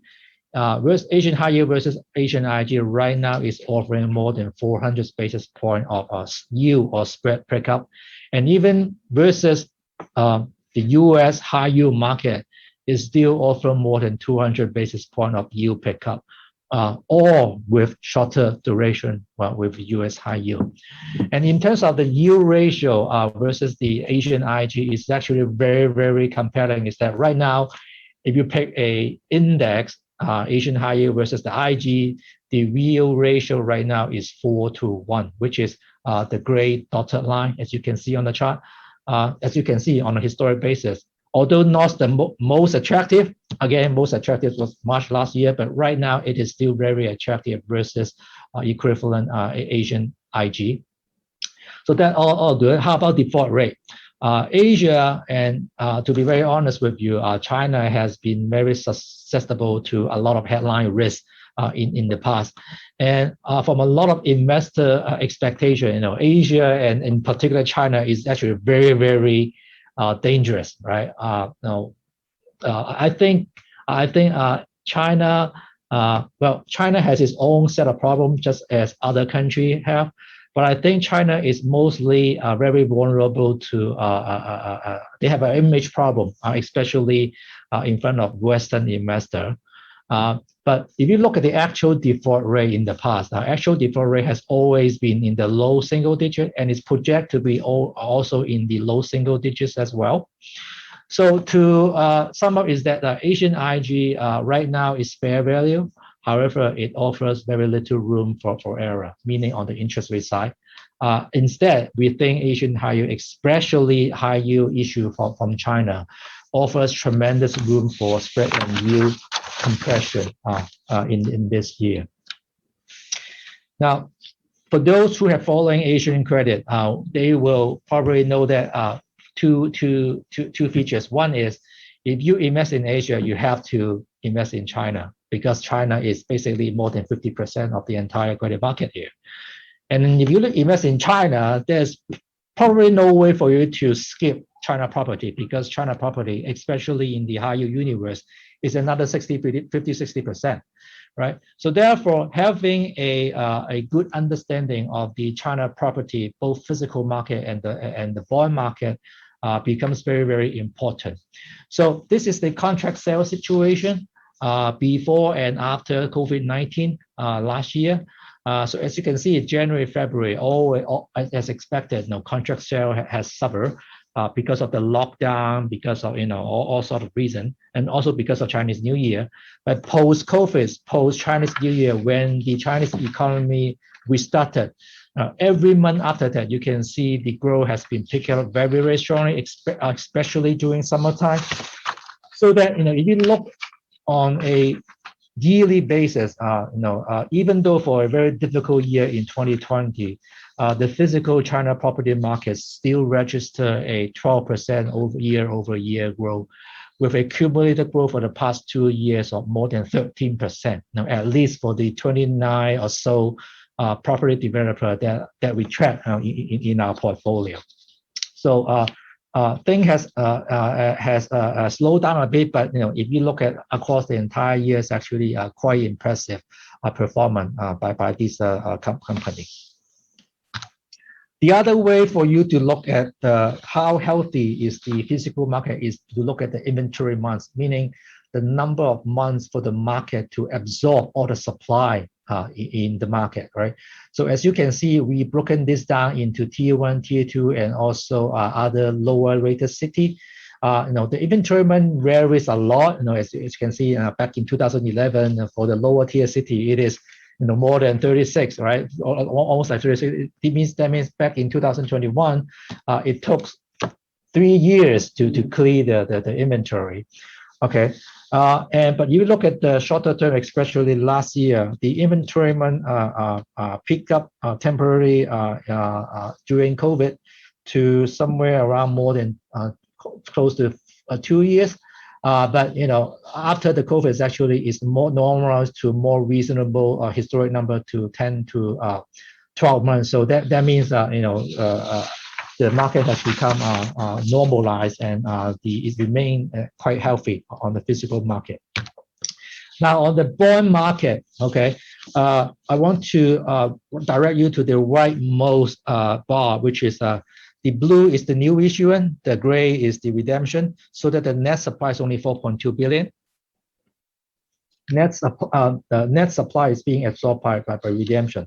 So this chart basically tells you that the demand supply picture of China property bonds is actually quite favorable because there's not much net supply in the market. However, we have been seeing consistent demand for yieldy paper for investors. So therefore, it is a quite strong technical signal for property bonds.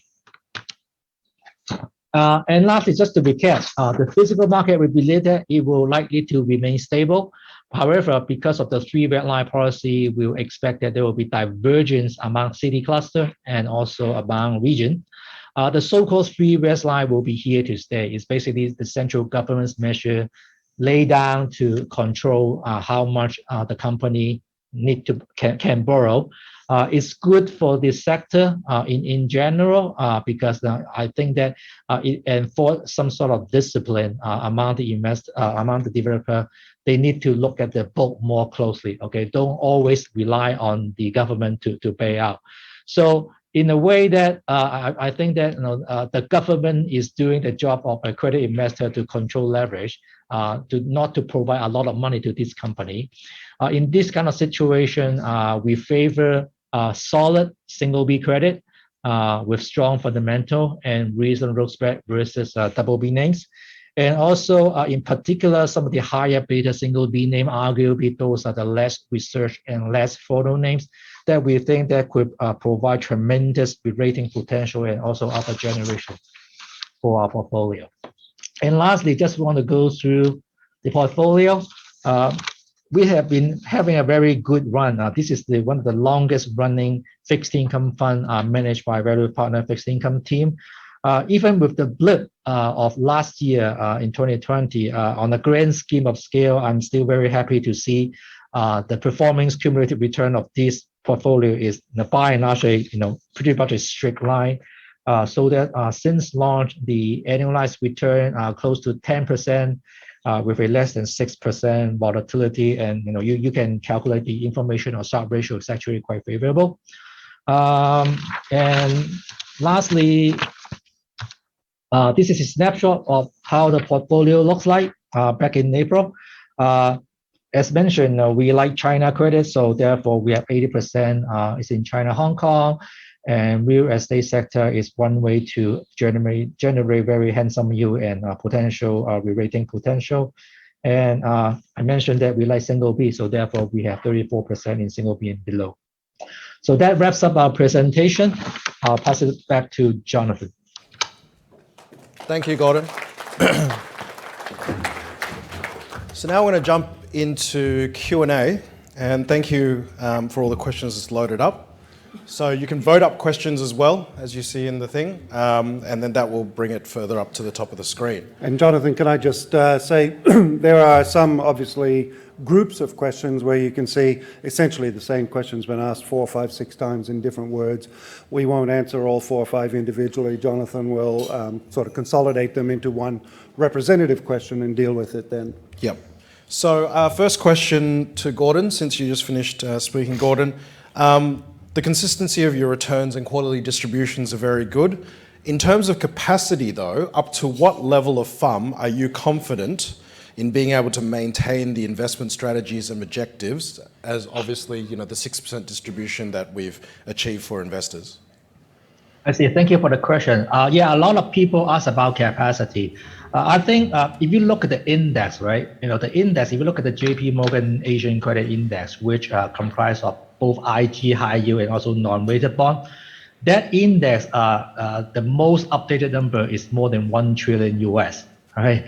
So I think with this universe, we can comfortably grow this portfolio at least to 2 billion or even 3 billion in terms of US dollar in terms of size, and we still feel comfortable that we are not occupying a very large portion of the market. Yeah. Thank you. To Renee, I think someone very smartly picked up the PE, portfolio PE. So Renee, given the portfolio PE of, let's say, the Asia fund is only 16 times. That seems low compared to developed market counterparts, and it seems that a lot of the portfolio holdings are weighted to new economy and tech companies. So can you sort of explain why that is? Sure, thanks for the question. So I think we should look at from a portfolio perspective. So 16 times PE is an outcome of a portfolio of companies. And like you rightly pointed out, we do have a fair exposure to new economy stocks.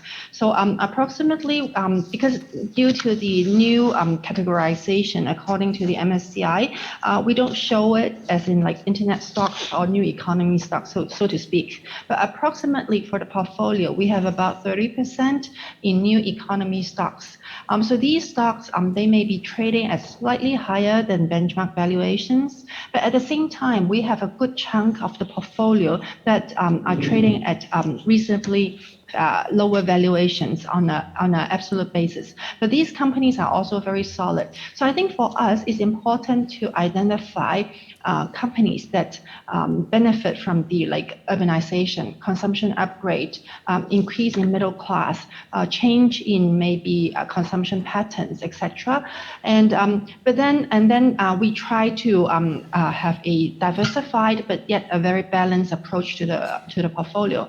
So for example, even in our top 10 of the Premium Asia Fund or the Premium China Fund, we do have a name that is the China Merchant Bank. A lot of investors might be skeptical when they see that it's a bank. But then this bank actually generated a very handsome share price return year to date. The share price increased almost 50%, 50%. And the PE ratio now is about 5 times. And then why is it so undervalued but still generate a good return for the investors? Is because they are not the traditional banking business, but they are in the most profitable spectrum of the finance sector, which is the wealth management part of the business, of the banking business. So it is a very well managed company as well, bank as well, focusing on this particular part. So I think all in all, it's important to have a balanced approach. But again, not to be carried away by the evaluations criteria that we have set for ourselves. Yeah. Fantastic. Now here's a question for Paul. What has happened since the downgrade from Longsec on the Asia Income Fund? How is Premium handling this then and now? And just to provide the context, that downgrade happened in 8 years ago. No, that was the Zenith one, wasn't it? No, Longsec. Longsec and Zenith. And Zenith, yeah. Okay. Well, I think the first thing to say is that we are very grateful and appreciative that not one single advisor or their clients stopped supporting the fund or took their clients out. We are confident that there was actually a better understanding of the fund than perhaps some of the researchers had formed.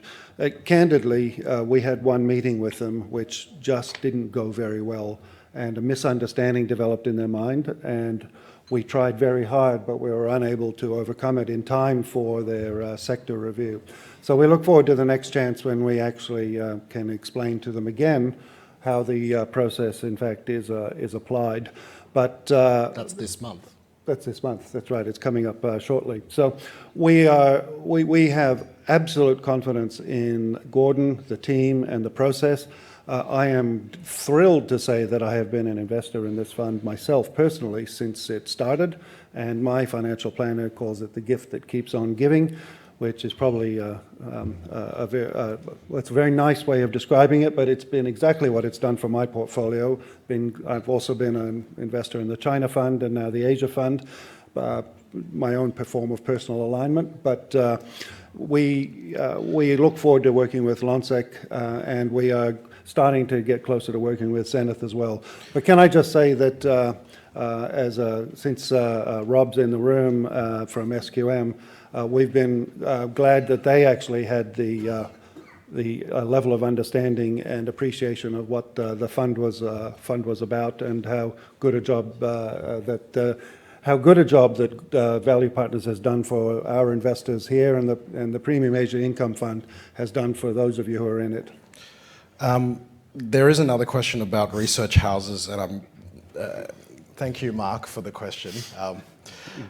I don't want to answer it for obvious reasons, but thank you for your point. Well noted. The next question, I guess, is to both Renee and Gordon. Do you have any concerns about the political changes in Hong Kong as far as, from a premium perspective, being able to continue its consistently good performance outcomes? Maybe I can start first. So I think with the new, law that was passed, I think maybe a couple months ago in China, I think Hong Kong has returned back to a lot of more less, drastic, violence or riots in the streets, as you can see also from the news. And going forward, I think with the COVID, people are very united to hopefully overcome the situation. And I think a lot of the policies or maybe are back on track. Of course, we do see some individuals from Hong Kong emigrating out from Hong Kong after the event of that happened in the past few years. I think generally we do see a positive people who are staying behind and welcoming the policies together, working with China or maybe the Greater Bay Area, which essentially is the southern part of China, to integrate Hong Kong into the big China picture. I don't know, Gordon, do you have anything to add? Yeah, I mean, I agree with what Renee said. I think after the introduction of the national security law, the town or the society in Hong Kong actually has gotten peacefulness since then. And on a personal level, I haven't had many friends that actually immigrate outside of Hong Kong to other countries. But I think it takes some time for investors to digest the situation. Normally, these kind of things happen. It usually takes some time for it to settle down. So I believe, that the COVID and also the social activities in Hong Kong in 2019 eventually will prove to be a non-issue among investors. Allow me to also add, for the equity portfolios, Premium Asia and Premium China, we are mostly investing in other regional countries. I think not a lot of stocks are very Hong Kong centric nowadays. I think especially for the opportunities that we are seeing in China, we try to invest in nationally driven players or maybe globally driven players rather than maybe 10, 20 years ago. I think when people invest in Hong Kong stock market, they would have a fair share of exposure to a Hong Kong property or Hong Kong domestic bank environment. So I think from the portfolio level, I think Hong Kong is only a very, very small part. On the operations of the value partners, we again, of course, have our other offices in regional. And so we are still feeling very confident basing here. Fantastic. Here's a question from myself. Is the Premium Asia Fund available on the M Funds platform, as well as any upcoming product or fund innovation?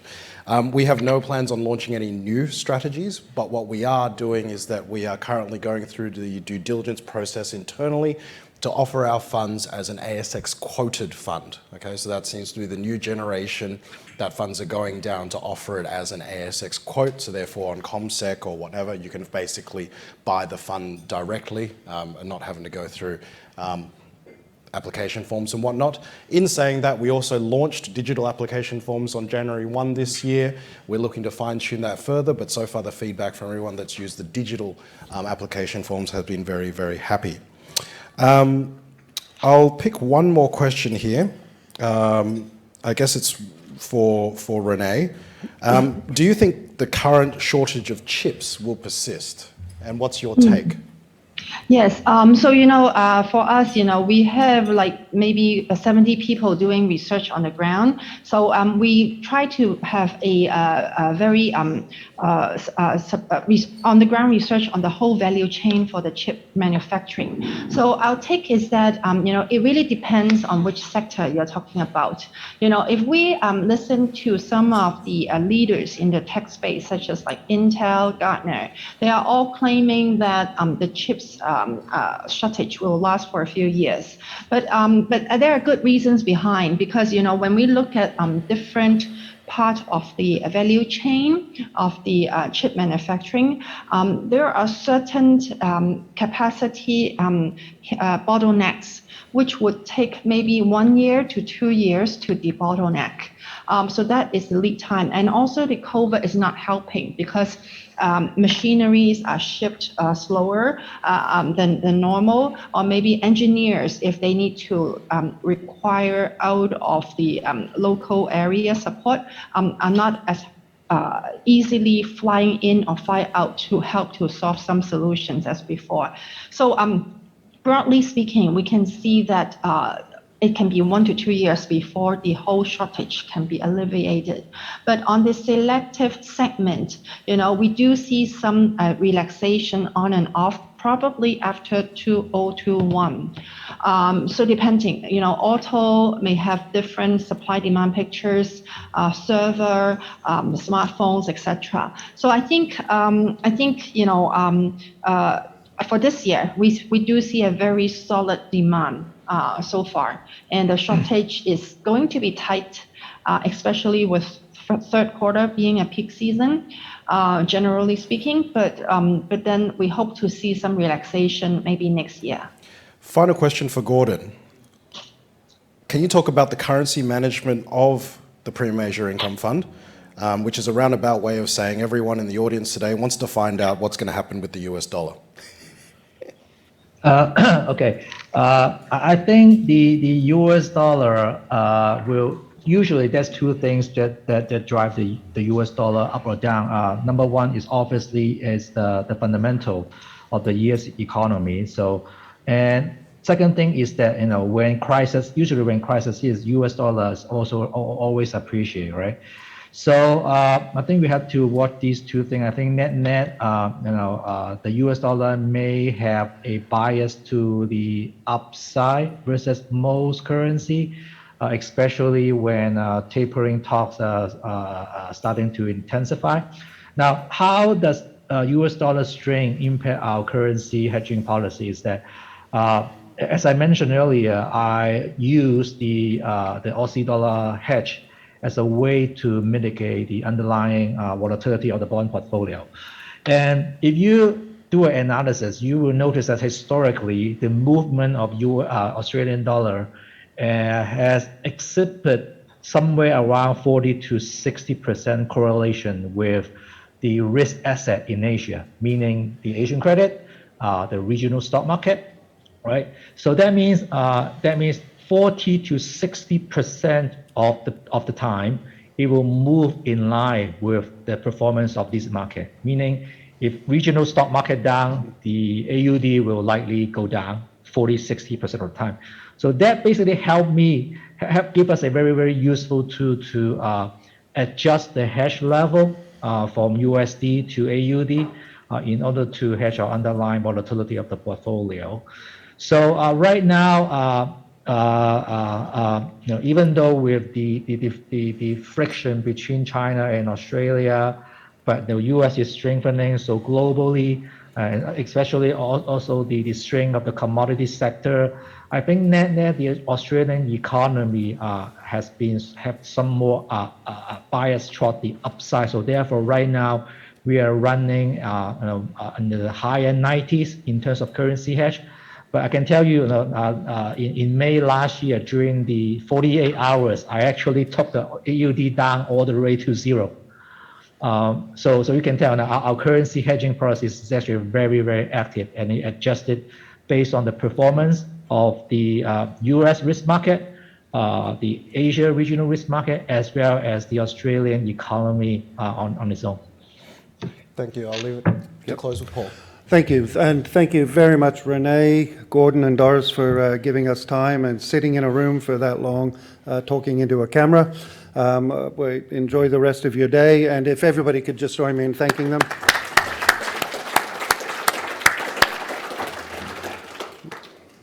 So very quickly on a recap, emerging market funds, in my opinion anyway, are past their prime.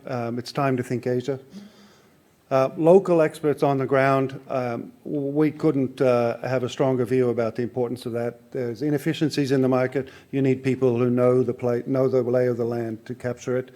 Value is coming back. There was a decade-long run of growth stocks. It was extraordinary, but value is back.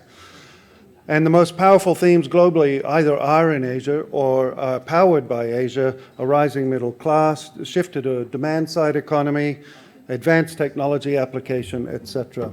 Now, let me just thank all of you. We'll stay here for a few more minutes if you have any questions.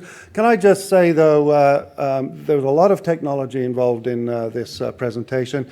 Some of the premium team were here until quite late last night, working with the technology team down the back. Thank you, guys. It worked smoothly. We really appreciate it. Thank you to the premium team for the work and the hours that you put in. And we wish you all well. If you have any questions, please contact the names you see there. And we look forward greatly to seeing you all face to face again sometime soon. Thank you.